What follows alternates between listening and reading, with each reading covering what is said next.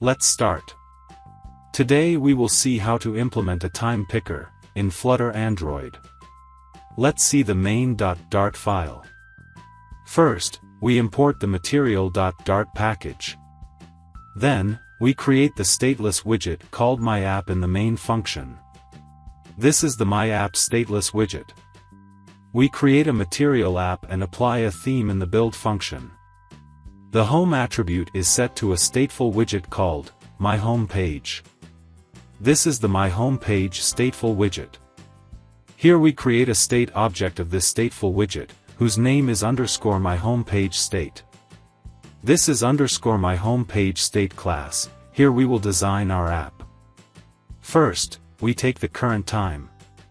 Also, we have a variable to store the result time. In the build function, we have a scaffold widget upon which we will build other widgets. The app bar attribute is set to the app bar widget.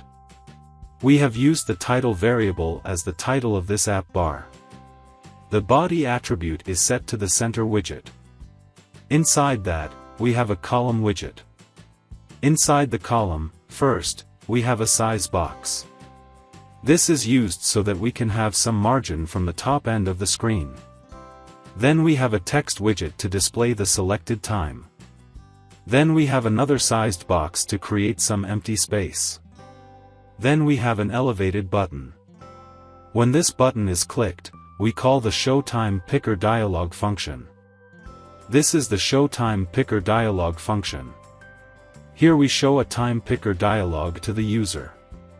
When the user selects a time, we store that result in the result variable. Let's run the app.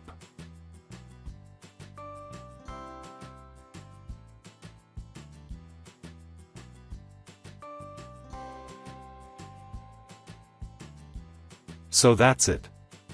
That's how you can create a time picker in Flutter Android. Thank you.